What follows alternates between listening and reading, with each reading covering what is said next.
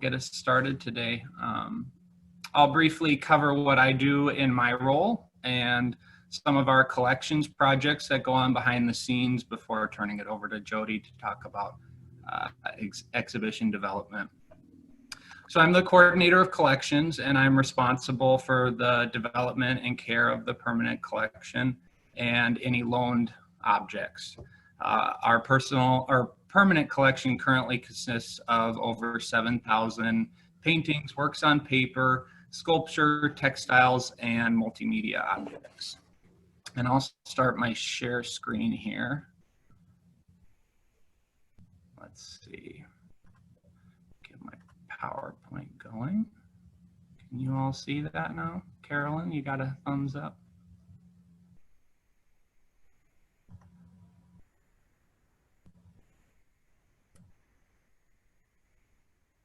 Is that working now?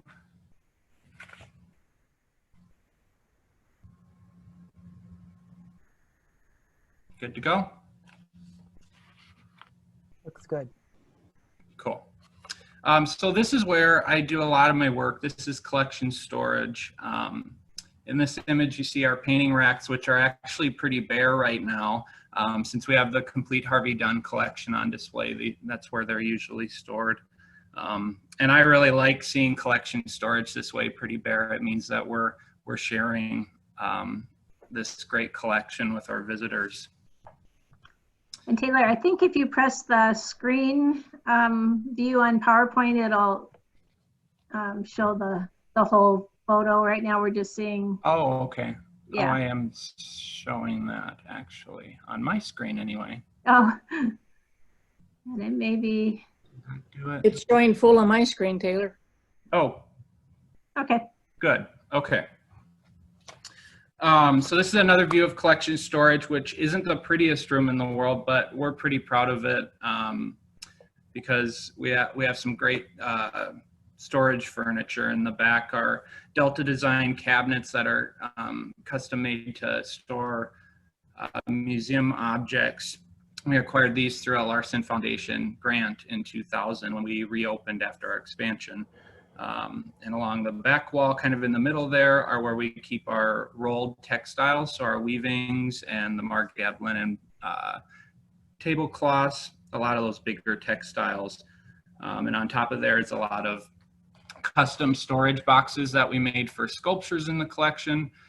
So our aim is always to preserve an object as long as we can. So we make these custom boxes to ensure that they have a long life. We're still seeing frame one. Oh, I'm sorry, everyone. There we go. So yeah, again, kind of in the back there is where we keep a lot of the sculptures and our textiles. In the center is where that rolled system is that I was talking about. And then down the center of the room is where we keep all of our works on paper in their mats and in folders.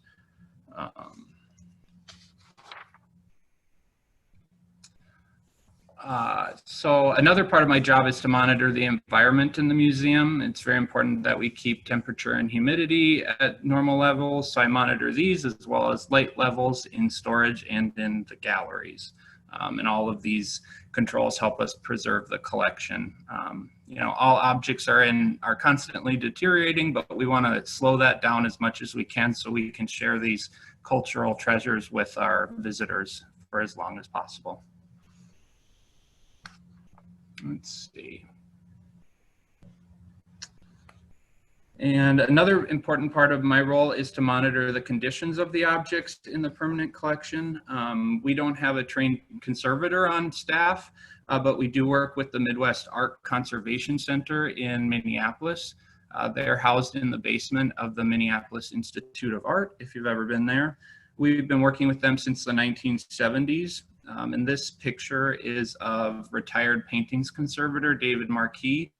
He's working to remove a grime layer from Harvey Dunn's Battleground. I think it's a great image because you can see on the left that grime layer that he's removed in that original paint color. And on the right is what he still has to remove. So conservation of the Harvey Dunn collection is a really high priority for us. Since the 1990s, we've conserved 71 paintings by Harvey Dunn. Just this year, we had Dunn's World War I sketchbook and 3 drawings conserved, and they're on view in the current exhibit for the first time. Conservation treatments are funded by generous donors and museum visitors. And I think I'll share one more example of conservation. This is an image of Harvey Dunn's Robbers Ran Out. It's a 1934 painting that he did for Cosmopolitan magazine. And before the museum was opened in 1970, this work was on display in the SDSU art department, and a radiator exploded and tore a hole through the canvas. You can see it at upper right, there's that tear. And then the water damage affected the surface of the painting, so you can barely see the actual design. So I think this is a pretty dramatic example of conservation work. This is the work after being treated, and how you can see it today on display. So this work was, you know, we weren't able to show this for nearly 40 years. But the conservation field led to a solution for this painting, and we were able to show it after that long a time. And I know our whole staff would agree that our work could not be done without the help of Museum Guild members and our volunteers. In collections, we have a small group of volunteers called Treasure Tuesdays. This group has done a variety of projects over the years that have improved access and understanding of our permanent collection. Here, a group of Treasure Tuesday volunteers are identifying stitches on our Margab linens. They did this for, I think we have about 1,700 linens. So they looked at each piece and identified each stitch that was used to make the designs. And this just deepens our understanding of the objects. In addition, over the years, they have helped us process archives, transcribe letters, sew and construct object housing, and created key search terms for our collection database. So their help is pretty invaluable. This is an example of some object housing that they helped us with. They made custom mounts for all the moccasins in the collection. So on the right, you can see the moccasin as it came to us without any support inside. And this could eventually permanently change the shape of the piece and weaken the materials. So each moccasin, the Treasure Tuesday volunteers measured each piece and then hand sewed inserts for all of them. And then I'll talk about one more project that they worked on, which some of these pictures might bring back good memories and some headaches for the Treasure Tuesday volunteers. So the museum preserves a comprehensive collection of the designs by Margab Linen Company. In the 1990s, we also acquired a treasure trove of archival materials related to the company. Correspondence and business records and records of that design development. And this kind of was left untouched for many years until the Treasure Tuesday group came in and sorted through it, described it, and took out piles of staples and paper clips, which you can see in the center there. And I know that was the less glamorous part of the job, but now that material is all accessible to researchers and visitors. So this is just, and I should show this last picture. So this is how much material they went through. These are the boxes after everything was processed, and they're kind of proudly standing behind their work there once they were finished. But this is just kind of an overview of some of the projects that go on behind the scenes in collections. And we're always looking for ways in which to share this great permanent collection, whether that's via our website or organizing travel, exhibitions, making archives accessible, or conserving a painting so that it can go on an exhibition. We want to find any ways that we can share this great collection. And I'll turn it over to Jodi with that.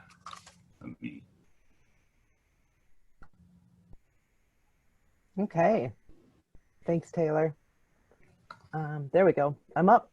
Okay, so Taylor deals with the object care end of things, and my core job here for the last 7 years at least has been the exhibitions end of things. So by the time you come in, when we use the collection, what you're mostly going to see is the stuff that I'm putting up on the walls. So let me share my screen, get into my PowerPoint.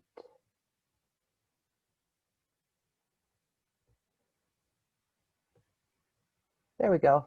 Is that showing up pretty good for everybody? Yay. Looks good here. We're good. Okay. Yep. All right. Okay. So in terms of the exhibition work at the museum, we both exhibit artworks from our own collections, and we borrow artworks from outside of our own collections. I'm going to share some of the facets and groupings within the exhibitions we have currently on display that are really focused on our own collections, because this is our 50th anniversary year. But what I think is really important for everybody to remember, I like both John and Taylor touching on this, when you come in to the museum, you're going to mostly experience a lot of static objects on the walls, discrete groupings of these things. But the reality is that the life of artworks extends much further beyond that, deeply within and to the furthest reaches. And I love this idiom drawn from, I think, Buddhist scripture, about how the sage points at the moon and the fool looks at the finger. And so the reality is that when you come in and you experience a work of art, that's really just the first layer of that interaction. And for me, all artworks, all exhibitions, the collections individually and as a whole here combined, they're really like living people. They are beings in themselves, and they're just like human beings in the way that their relevance changes over time. They have intersectional identities, so there are many. They're the center of a wheel, and the spokes come out from that center and touch on so many things. So when you are actually organizing these objects into an exhibition, there are just so many facets that you can look at and use as a basis for organizing a certain kind of grouping. And so that can range from the forms and the media, the languages of the works, what they're speaking to, what eras they came out of, ideas they're connected to.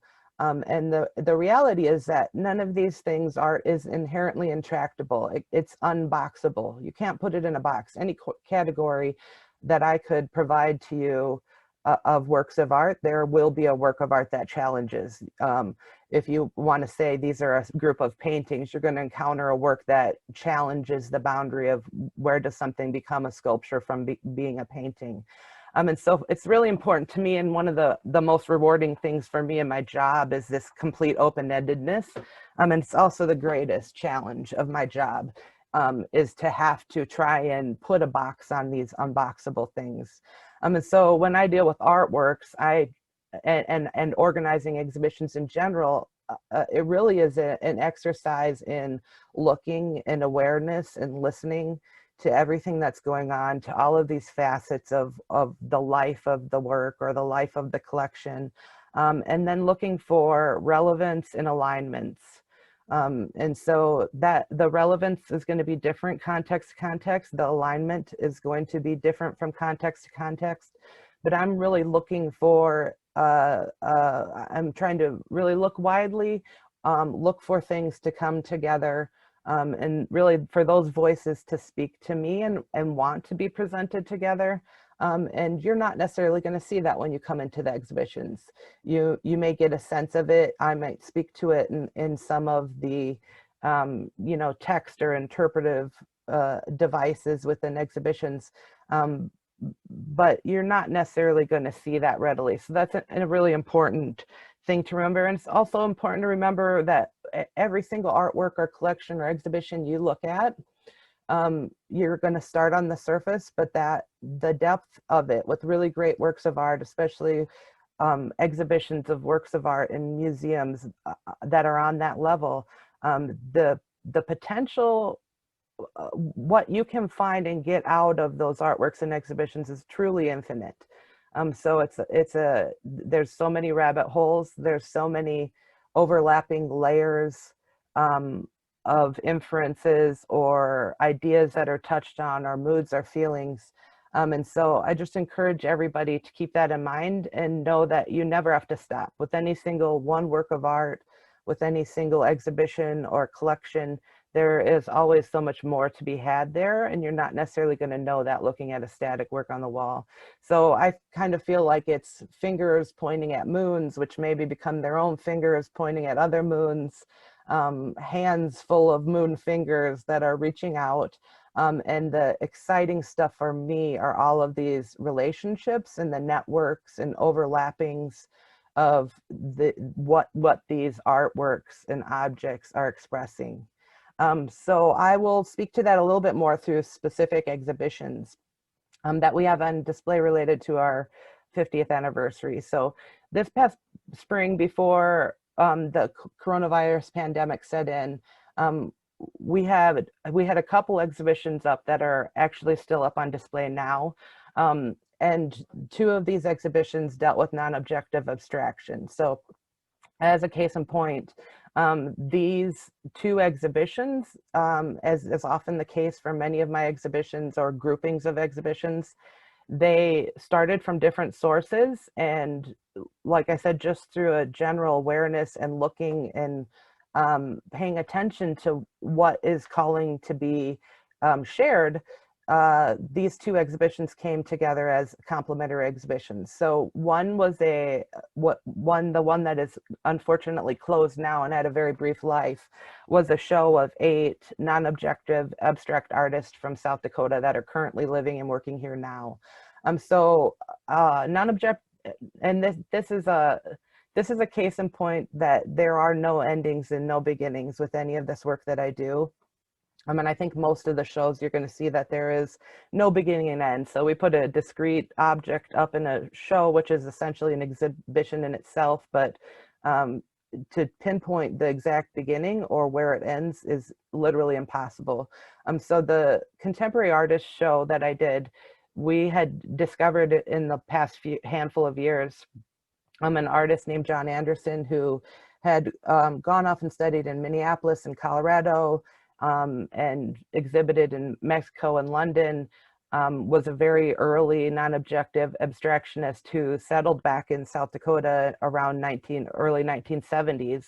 And he'd been working in obscurity. So I had been thinking about as this undiscovered artist that no one in the state had really known about, because like I said, from at least the early 1970s, he's been in the state, and I know a lot of artists and artist circles within the state, and no one really had an awareness of him. So one train of thought for me was, what is the strength of non-objective abstraction in the state right now? Who are the top artists that I consider to be working in the state right now? What kind of show could I put together, a solo, 2-person group exhibition to showcase what's happening? And so within the same time frame, I'm thinking a lot about our recent acquisitions at the museum. We're acquiring works all the time, every year, multiple acquisitions. And it had been a long time since we had featured recent acquisitions. In the 7 years I have been here, I hadn't done a recent acquisition show, which is kind of a common format for a lot of museums. And so knowing that our 50th anniversary is coming up, I was thinking about, well, what different kind of groupings of our recent acquisitions could I showcase? So again, this is just a process of looking and listening, and thinking about what is there, on the plate to consider. And so these two shows really came from different sources, but they insisted to me that they be up at the same time. because within our recent acquisitions, we had some really strong groupings of non-objective abstraction. And then we also had several singular sources of new pieces in non-objective abstraction. So this show, in essence, just really made a lot of sense. And there were these two shows as a pairing, actually. And there are actually 3 artists within our recent acquisition show that were represented as 3 of the 8 in the contemporary abstraction show. Those things, basically they sit in my mind until it comes to a point where they fit together, they fit in the exhibition schedule, and then essentially they crystallize. And at that point I've put it down, you know, I've penciled them into the exhibition calendar, and they are planned as an exhibition or several exhibitions. And these exhibitions were actually scheduled when they were scheduled as a specific device of moving one grouping of exhibitions to another. So we had some exhibitions in the fall that had some very heavy content. There was a lot of food for thought. There was some difficult subject matter dealing with displacement in homelands and refugees, and some very hard questions to ask. And so these non-objective abstraction exhibitions are really meant as what the California Light and Space artists call an aesthetic palette cleanser. So it was to refocus everyone on aesthetics, form, materials, processes, to get a little bit more out of that intellectual heady space that artworks can challenge us to move into, and get back into our physical bodies and just appreciation of color, form, materials. So these two exhibitions fit together perfectly in the schedule as this kind of transition from one period of our exhibition schedule and into our 50th anniversary. So they led into essentially what is the first of our 50th anniversary shows, featuring recent acquisitions, and that show is called Past Present. So this, to speak again to the kind of timelessness, the lack of beginning and ends, that is exhibition work, that is artwork in general. You know, when we put artworks into our collections here, they really are timeless.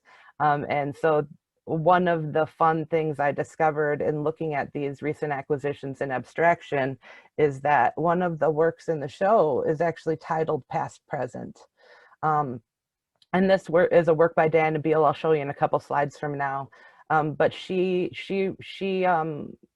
quotes the kind of everyday moments of her life and draws them into her artworks. And they're kind of reformulated and collaged, but they are essentially, she's archiving moments of her life within an artwork. And I liked the idea of that title because all of these little bits of the past were present in this artwork, and the idea of preserving artwork. So now the past is present forever, essentially. There was a real parallel between that idea and her process as an artist and the reality of our collections and archives at the museum, that the past is always present. The present is being added to our collections and archives, and so it's become an impermanent part, a timeless part of both past and present. And then when I really started looking at the works as a whole, there were all of these very fascinating conflation or intersection of works made from the 70s until today, works that were made very recently that had a lot of similarities to older works. And I'll show you a couple of slides to kind of drive home that point. So, you know, when I start looking at these, before I move on to the next slide, when I start looking at these like a body of recent acquisitions in abstraction, what I do is I'll pull all of the options or the works together in kind of these visual folders like this. And I will just start looking for the connections, to think about what really calls to be a part of the show, what's relevant to the show.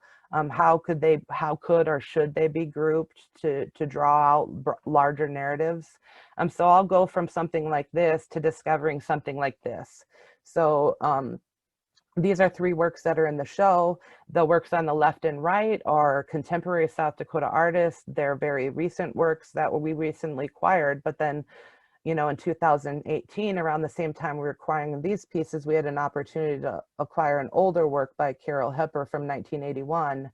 And as I'm looking at these images, I'm just recognizing these really fascinating similarities between the works in terms of their forms and these linear elements, the kind of triangular pyramidal structures, but how different they are in terms of media and material, the artist's interest, the time when the works were made. And so these are the things that get me really excited. I think I remember seeing these 3 pieces and these 3 images and sharing it with Lynn and Taylor here immediately, just how excited I was to see these kinds of connections. So that's what I'm always looking for, I'm very big on compare and contrast. So where do things relate? Where are there affinities and where are there divergences? And I think that's just a wonderful tool in terms of looking at art and opening your mind to the possibilities there. So I'm noticing these formal similarities between these works. I'm noticing a similar situation here where we've got some works from the Joe and Signe Stewart's collection that Signe donated in 2019.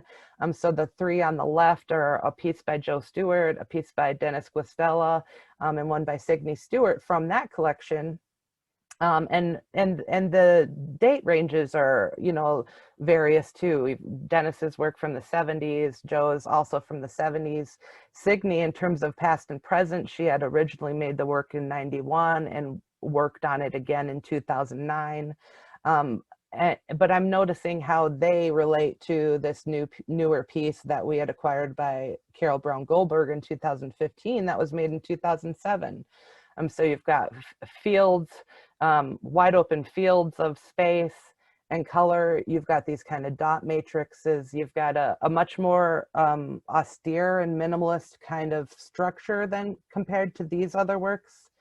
So just in these 2 slides of these 3 works and then these 4 works, you can see this conflation of past and present and this kind of timelessness within the abstract works in this show. And so I just really loved that. But then on top of that, on top of these kind of formal similarities or divergences in the interesting aspects of that, I recognize something like this. So a lot of the works coming from Signe Stewart's collection and also a donation from Dana Crooks include former faculty members here from South Dakota State University. And at the same time, you know, we're collecting these pieces, we've acquired 3 pieces from current or very recent faculty members here at South Dakota State University. So there's that layer of relevance, there's that layer of connection between the past and the present. And then I'm also aware of little details like this. So the works on the left and right acquired from works by Don Boyd and Dana Crooks from Joe and Signe's collection meet back up with this work from Carol Hepper. And the history of these 3 folks is that they were in a significant show at 55 Mercer Street Gallery in New York back in the 80s, which was a pretty significant exhibition. So I'm seeing this return of this grouping of these 3 artists, and it's I'm a big fan of synchronicity. When that kind of synchronicity happens here at the museum, which it happens often, that is a voice that I can't ignore. And so these are really these kind of behind the scenes things that I've discovered that I found interesting or fascinating or exciting and want to share with people. And when you come in, you have the option to chase those trails down the rabbit holes and find this, but it's not necessarily going to be on the surface. So this is definitely a behind the scenes thing. These type of exciting, interesting connections that I find that speak to this, the living reality of our collections, the dynamic evolution of it, and the overlapping of all of these things. So this is our past present permanent collection show that is up on display now. And it really was the first of our 50th anniversary exhibitions. So I'm going to share the 50 Works for 50 Years collection retrospective show next. And this again, the conversation about these shows evolves over time to a degree where at a certain point, I lose track of where it started even. And so the 50 works for 50 years, I think we were talking at staff meeting about our 50th anniversary, and this idea actually came from Taylor. The collections retrospective in your anniversary years is a pretty common thing. I know the Doll recently had their anniversary and they did a show like that. The Pavilion, I think this year, is celebrating their 20th anniversary and they did a similar thing. And so for this show, we really just wanted to look at our, thousands of works in our collection, choose one piece for each year. And the process started really with Taylor digging into significant South Dakota artists that he spoke to staff and some of our guild members and close friends. Who are the important artists to show in a show like this? So we really wanted to show off some of our most significant artwork, some of our most significant artists. We wanted to show off the high level of quality of the works in our collection, but we also wanted to show off the range of the different artworks and collections that we have here and take care of at the museum. So this show was a tricky design problem in terms of picking one work for each year. We would draw up those lists first of our significant collections we wanted to feature, some of those major South Dakota artists, but then it's a matter of finding the right year for the right work and the right artist. And there were so many additional choices we could have made for each of these years. Most years there were so many options. It was a matter of triangulating between what our options were for each year, what artists and collections we wanted to fit in there. And so the overall picture is, you're going to come into the exhibition and it's going to, you start to your right in the exhibition space and you move around literally chronologically from 1970 to 2019 with one piece for each year. So what I'm going to share with you are some of these kind of broader categories that I really tried hard to make sure were included in the show so that it was an accurate representation of our collections. And so these groupings that I'm going to share with you in the next few slides, if you came in, you will not see these works together in this way. So it really is a behind the scenes peek at my kind of mental mapping of these groupings, and then, making those selections or looking at alternates and coming back to this and saying, is this a good balanced representation of the collection? Does it have both harmony and interest and balance in it?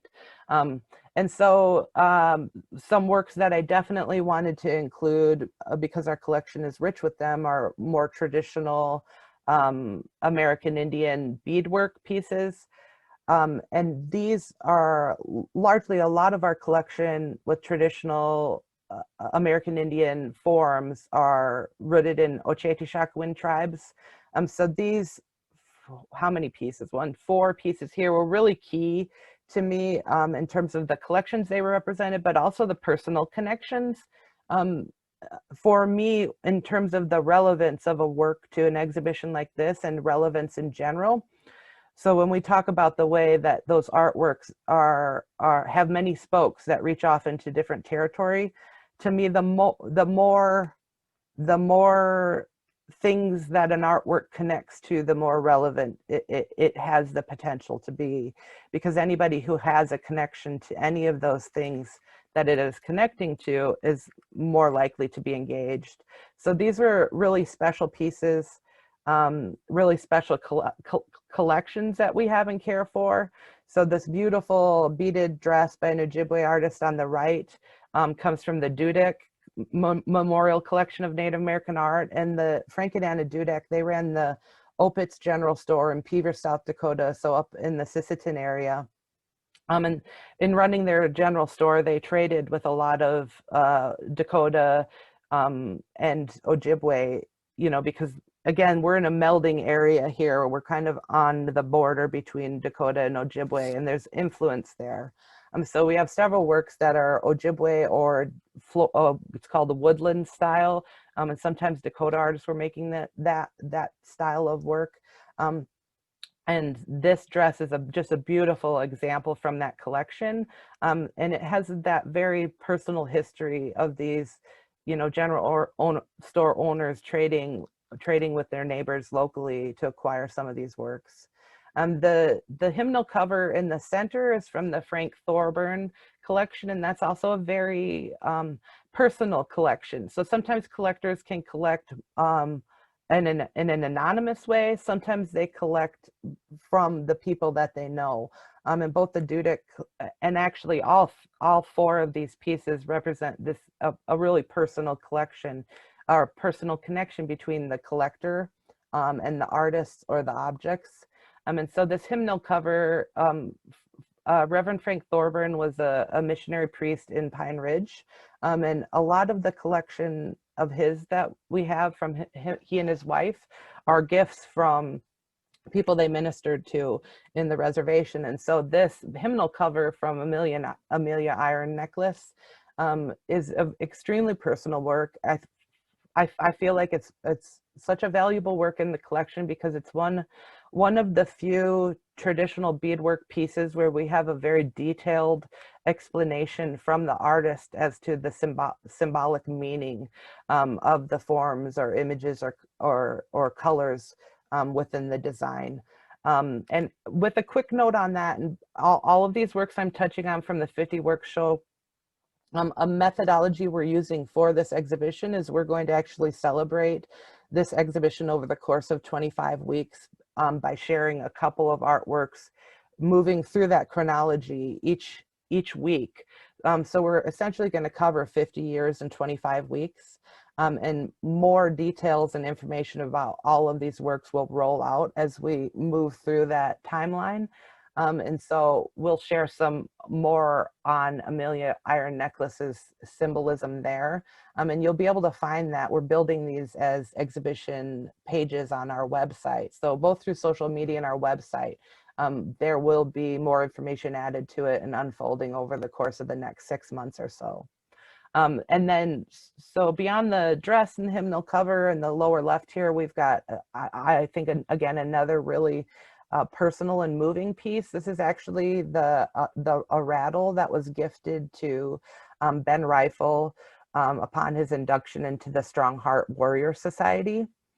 So this is we care for a collection, the Ben Rifle collection of tribal art collection, because he was actually a board member of the South Dakota Art Museum. He was the first Lakota congressman. So he was a very important partner for us, not just in terms of gifting his own collection of pieces here that you can see actually came from his daughter after he had passed, but he helped us acquire actually quite a few wonderful artworks, some by Oscar Howe, several transfers from the Bureau of Indian Affairs. So Ben Rifle has a very important and intimate connection to the museum, and this rattle is an incredibly powerful and important honoring item that was gifted to him. So just a great piece to include in the show. And then the women's breastplate in the upper left was actually a gift of Kathy and Ken Vogeley, and I'll touch on, we've got so again, the crossover and the conflation of past and present and the timelessness of these kind of relationships and networks. This breastplate was purchased by Ken and Kathy Vogeley and gifted to the museum. The woman in the image up there is actually Amion. She's in the South Dakota Hall of Fame. She's an important Lakota traditional artist working mostly with beadwork. She's I think Arthur Amion's cousin, so he also has an artwork included in the show. But this breastplate was handed down to Emma through her mother, Maggie Red Bear. We don't know for sure who the artist was, but at a certain point it was sold to a dealer, and Ken and Kathy reclaimed that and purchased it back to specifically be a gift to the museum. So all of these pieces really are wonderful examples of traditional beadwork by Oceti-Sakowin artisans, but also have really intimate personal stories and personal connections to this museum. So they were, for me, I felt they were great choices. I also wanted to make sure that I was thorough in including several Dakota, Lakota, Oceti Sakowin artists that are either modern or still with us here contemporarily. So within this slide, we've got several of these artists.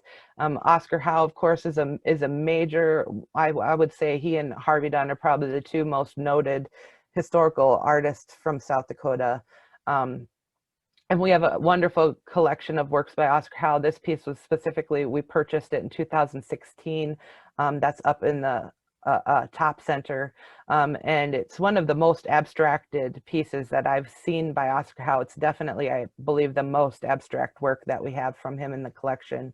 Andrew Standing Soldier to the left there was a contemporary of Oscar Howe. I think he was born maybe a couple years after Oscar Howe.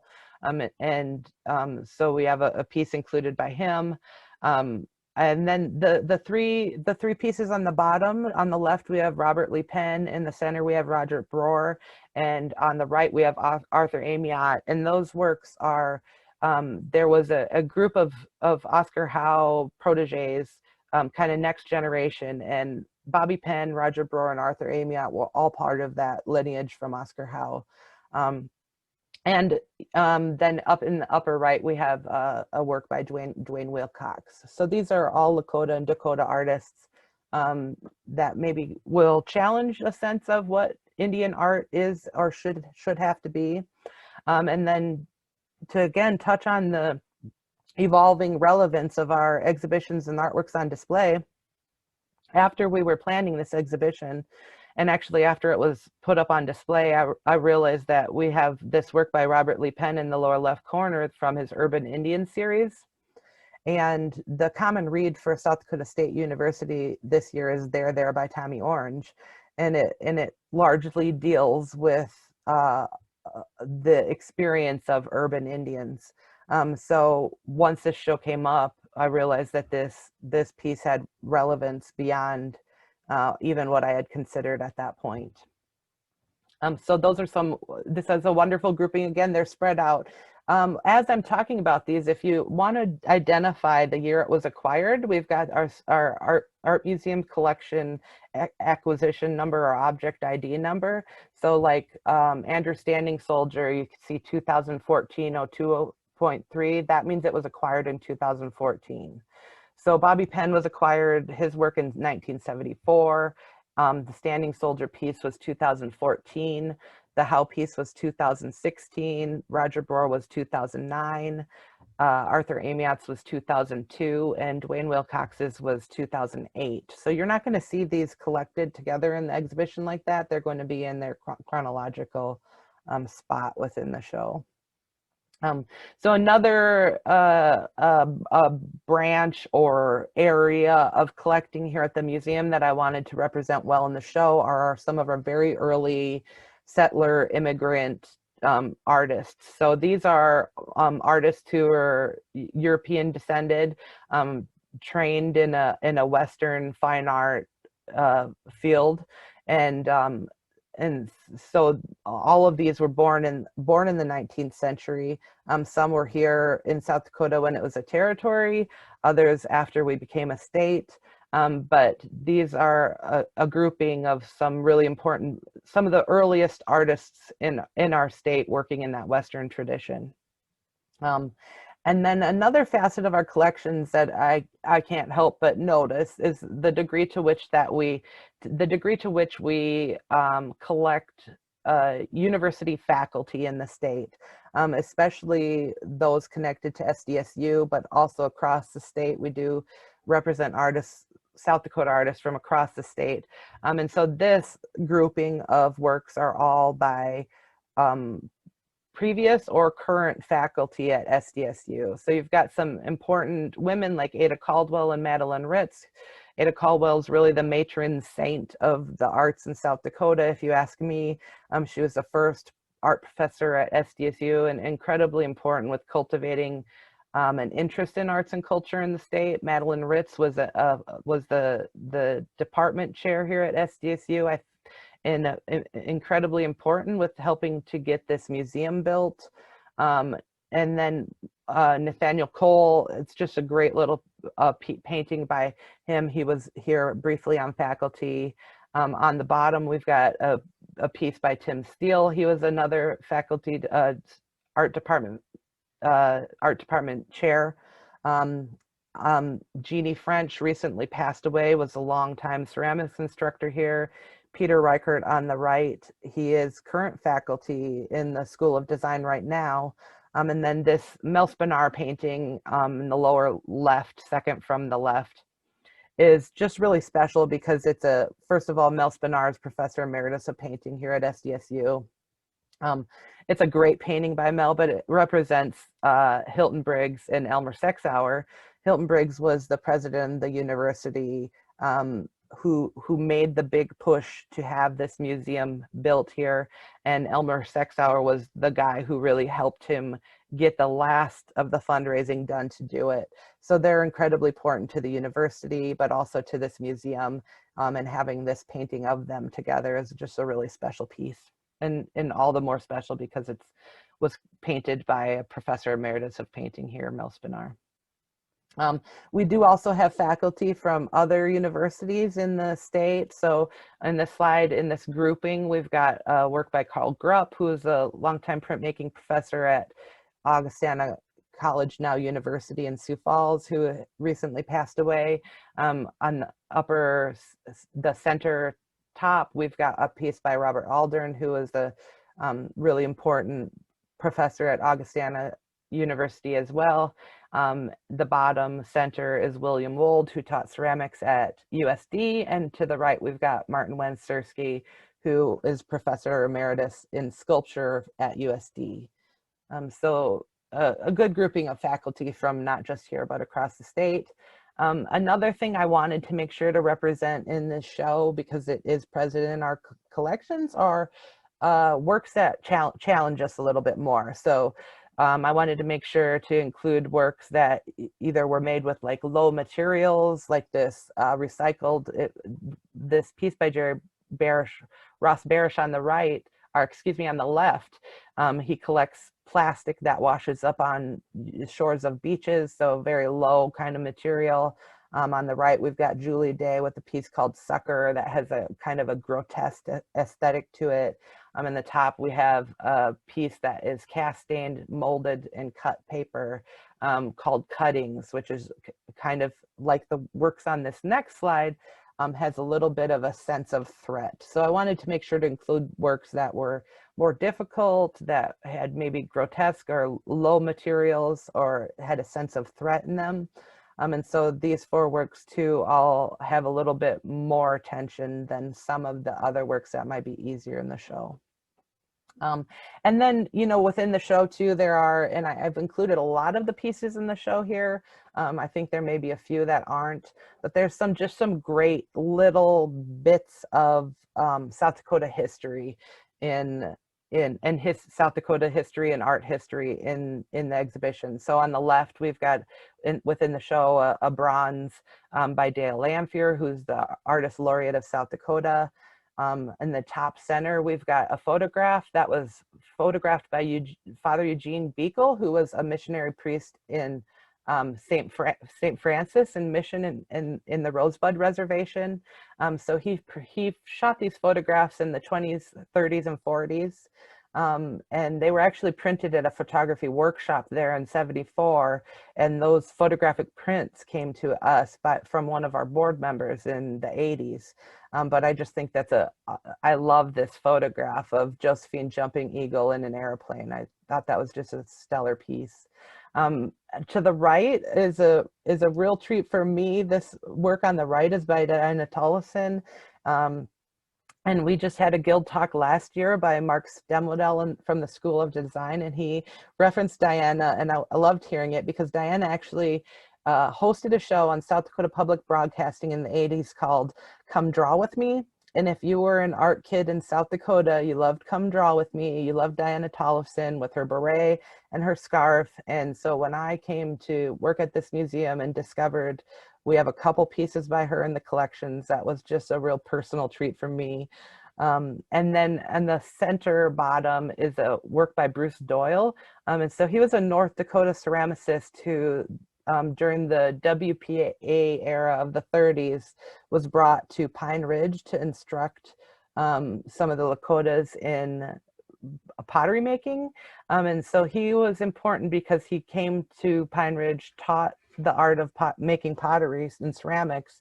And the three sisters who Ella Woody was the lead on, that formed Pine Ridge Pottery there then in Pine Ridge, were taught by Bruce Doyle. So that was kind of a special piece in terms of his role in bringing that to South Dakota, and Pine Ridge pottery was a pretty significant movement of pottery out there in Pine Ridge.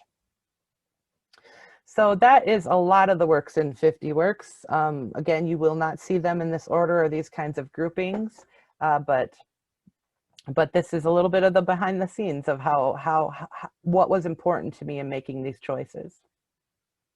Oh, some additional last slide for 50 works. We do have less so. We do focus on South Dakota artworks and artists, but we have, as long as I know, been collecting regional artists especially, but also artists of national and international significance. So this slide represents some of those key pieces. And just some fun things that I discovered. We've got some amazing print collections that were donated by the South Dakota Federation of Women's Clubs as one of our founding collections when we were opened in 1970. So that's a great print by Thomas Hart Benton called In the Ozarks. And to the right of that work is a piece by Warren Rosser, who we exhibited in 2006 here at the museum. And they were actually both chair of the, I think, painting departments at Kansas City Art Institute or Kansas State, but they were both chairs at the same university, you know, very many decades apart. We acquired these pieces from them. The Ulfert Wilke piece at the bottom left was a favorite work by Joe Stewart, and Ulfert was an important regional artist. He had connections to Mark Rothko and Robert Motherwell from the New York School. And taught at Rutgers before coming out here and taught at the University of Iowa. And he was actually a founding director of the University of Iowa Art Museum. And then we've got some great pop art pieces in the upper right. The James Rosenquist piece represents the Cockerline collection of prints we've acquired in recent years since 2010. Between 2010 and 15, we acquired quite a few prints from that collection. And James Rosenquist he was born in Minnesota. He's probably one of the closest regional representatives as a major figure in the pop art scene. And then this Andy Warhol print we just acquired in 2019. It's actually the last print in the show. And it's wonderful for what it is. We all know Andy Warhol and his Maryland series, but it was also a gift of Mel Spinar. So if you remember that painting by Mel Spinar of Hilton Briggs and Elmer Sexauer, Marilyn and Hilton Briggs and Elmer Sexauer get to look at each other, and they both have that bond of Mel Spinar between them. And then we also have the Drought, which was a piece by a Chinese artist named Yanzhou Zhu. And that was a gift that followed an exhibition here, similar to the piece by Robert Jackson down there on the lower left. And then I threw this Dean Cornwell piece in there because it's one of my favorites. Dean Cornwell was one of Harvey Dunn's most significant students. And I just love this painting.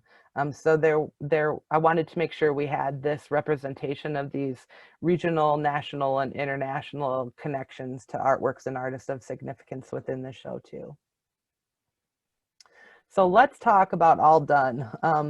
And to talk about no beginnings and no ends, it's definitely the case with this exhibition. This is the second time that I have shown all of the Dunns together in one gallery. He is, of course, I would have to say our most significant artist. He is the biggest draw for us here. Harvey Dunn was, obviously, he was born, in case some of you don't know this, but he was born near here, became an incredibly important illustrator in the American golden age of illustration, was an important teacher, was a war artist, and turned to painting images of South Dakota, early South Dakota life, later in his life, very concertedly. And his gift of paintings to the university was a big reason why this museum was built here. So he's a really important artist for us. To talk about the version of the show we have up now, we need to go back again to the limitless beginning and ending of things. And so the first time I had shown all of his works together was in 2014 in an exhibition called The Complete Collection. In that exhibition, I was very new here. It actually opened almost exactly 1 year from when I started here at the museum. And so my impetus for this show really was more selfish than it ended up being in the end, because I was here just a number of months before I realized how rich our collections were, how vast our Harvey Dunn collection was. We had done different versions of shows of specific pieces that featured things like just illustrations, just the war works, just the Prairie works. And myself as a curator new to this collection was frustrated. I was frustrated because I wanted to see all of these together. So I was gathering all of the images to look at them all together as images. And at a certain point, it just occurred to me, I need to see all of these together. I think that other people would really like to see all of these together. So that was the motivation. It became a design challenge. Can I fit all of these works in one gallery? I want to have them up for months so that I can look at them and study them and get to know them better for the living beings they are. And it just happened to be a hugely popular show because we had never done that before. We had never gotten all the works out into one space. So when I did this show in 2014, like I said, it was really a design challenge, and I was very intentional about intermixing the categories of Dunn paintings. One, because I wanted to see that way. I wanted to look at how they related outside of those categories in terms of what would they say to each other on a wall outside of those categories. But also I just, I didn't know the collection well enough to even say, could I call this a war work? Is this technically a Prairie painting, or is this an illustration? So it was very uncategorized, and it was, if you look even to this wall on the left here, you can see war works with Prairie works, with portraits and illustrations. So it was very purposefully mixed up from wall to wall. So when it came time to doing the show again, which I very much chose to do specifically for our 50th anniversary, I knew immediately during that first show that we would revisit this and potentially revisit this every handful of years. So for this show, it was specifically timed for the 50th anniversary, and my approach was very different. And this again is just a part of that, the living reality of collections, the evolution of a curator's relationship with collections. At this point, in the last handful of years here, I have done, when I came here, we had a portrait show. I've done the Warworks show. We've done Prairie paintings in a show called Fences, Cows, Plows, and Oxen. We've done a show of his landscapes. We've done a show of his illustrations, including digging up all of the stories that accompanied those illustrations. And so I had a sense of these categories. I had a much stronger sense of these categories than I did when I had been here all of a few months. And so it was an opportunity to, instead of intermixing all of the pieces, to segregate them out more into looser categories. But again, to speak to the complete intractability and unboxability of art, the reality is, even in grouping these sections of Dunn's work into portraits, war works, illustrations, Prairie works, there is still an impossibility. There are illustrations that are war works, there are Prairie works that are illustrations, and so many works in this show could be put in one category or another. It's just that this time around I had a much better sense of it. So there's some fluidity, but it's much more organized and categorized this time around. So when you come into this exhibition, you're going to see, and hopefully you can all come in to see this exhibition at some point. We will have it up until at least August of 2021. So I encourage everybody to come see this show specifically. But on this front entry wall, when you come in, we have a series of wood blocks and some sketches, some kind of skyline sketches by Dunn. We do have his, we have a bronze cast of his painting hand. We have a life mask so we did pull out some more of what we consider his memorabilia collection. And off to the left, you can see that's actually Dunn's painting easel. So when you come in, you'll see this grouping of woodblock sketches and the memorabilia. The Prairie is My Garden is centered in the show in that back wall, which I absolutely love. On the back side of this entrance wall is the grouping of landscapes. So here you can see most of his landscapes all together and get a good look at them and compare them. As you turn to your right, when you come in, just to the right of the entry wall is a grouping of what I call Dunn's nudes, figure studies, and feminine images. And so another interesting thing is the number of nudes we've acquired from Dunn's oeuvre in the last handful of years, and actually more, a few years. Many of these came in, and we actually have one Harvey Dunn nude painting on the agenda for our next board meeting for another acquisition of a nude. And then as you turn to the left, you're going to see the illustration wall. And so there is a bit of a narrative arc to these longer walls. We came from the nudes and female figures. And so on the right end of the illustration wall, it includes romance, stories of romance, exotic tales, and foreign lands. And so those are really centered on the right side of the wall. And then as you move left, you come into more of Dunn's illustrations that dealt with the Western frontier, homestead, farm life. He was sought after for a lot of illustrations that dealt with, his experiences as a child. He was known as a wonderful illustrator of homesteading Western frontier experience. So those images are to the left, and the others are to the right. And then as you turn left from that wall, we have the longest wall in the gallery, which is filled with Harvey Dunn's Prairie paintings. These, of course, many of these were created between 1925 and 1950 when he would make annual trips back to the state. Many of these were created just for himself. He didn't have any intention of showing or selling them. He was prompted into sharing them. And within this long prairie wall, there's actually another narrative arc.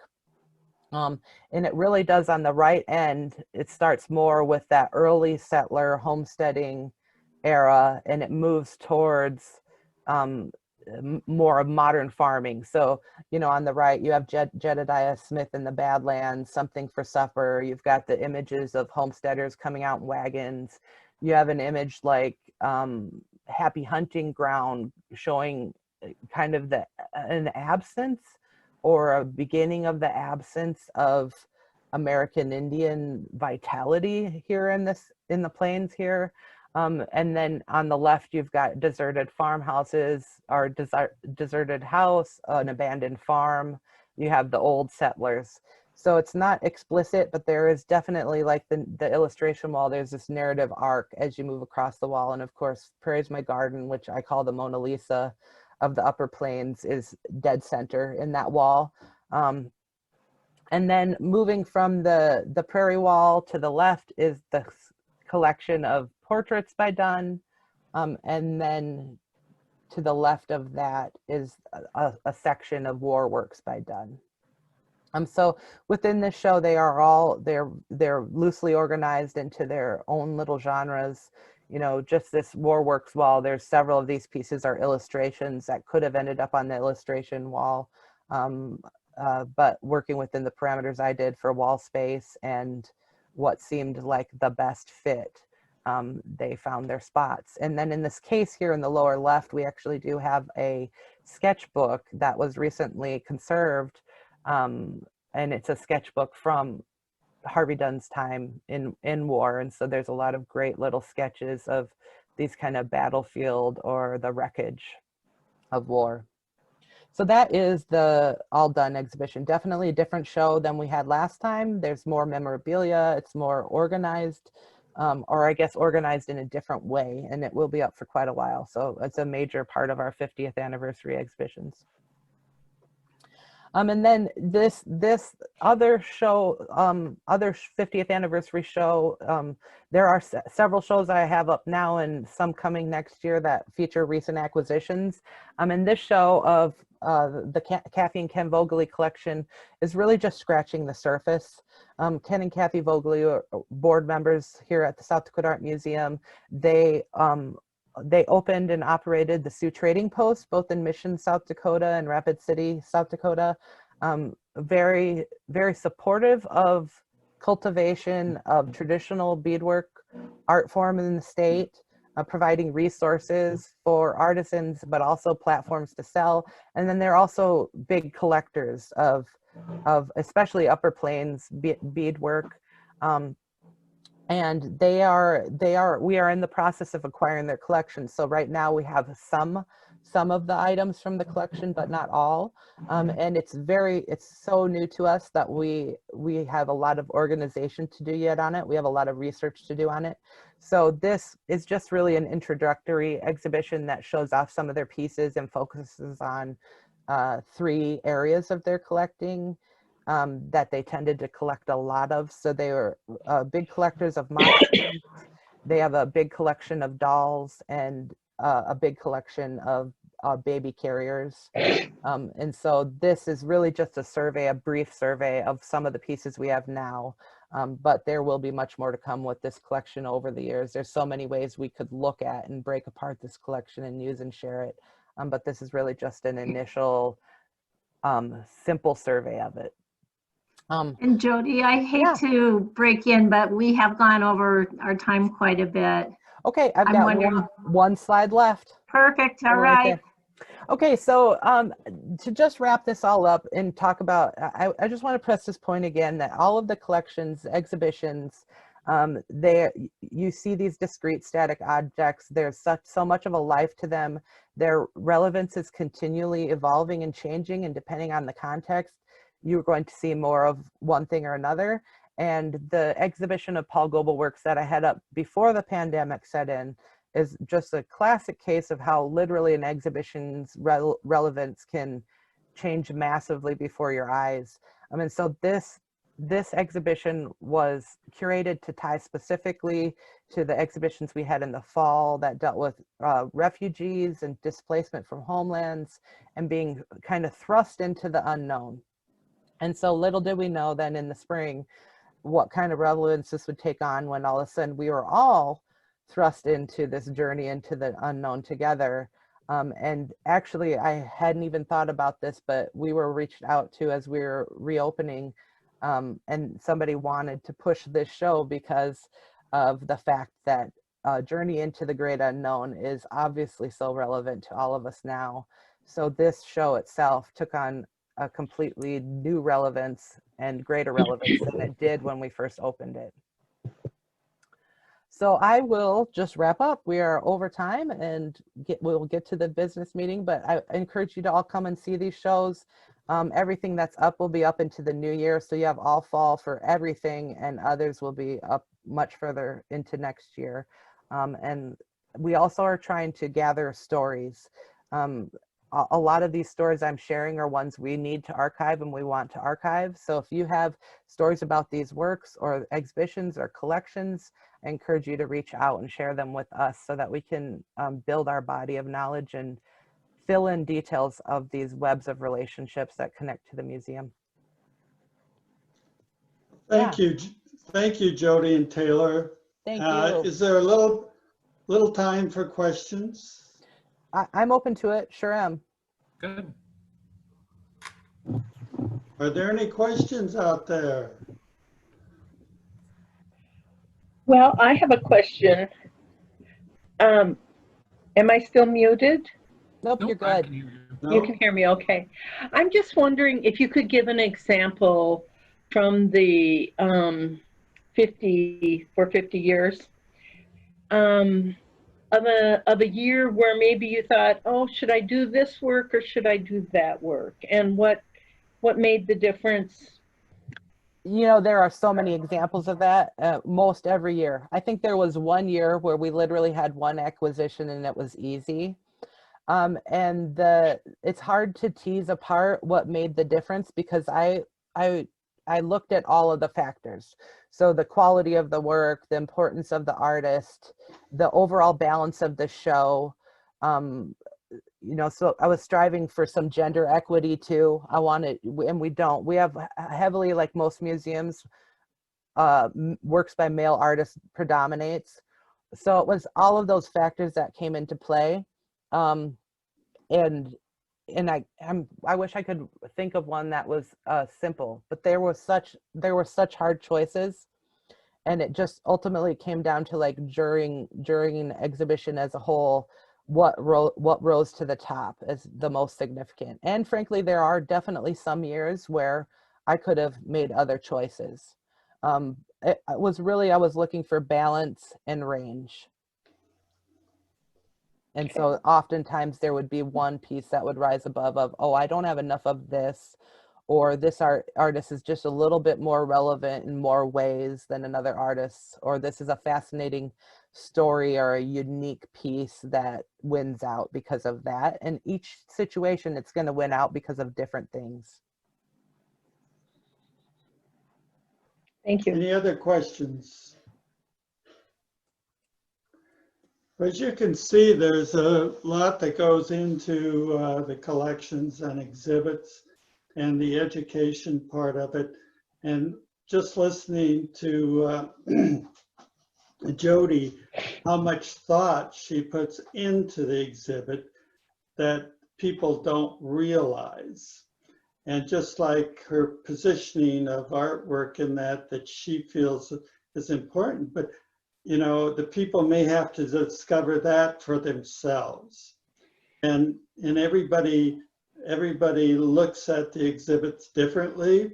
And so that's what's, you know, exciting about the museum and the collections and the exhibits.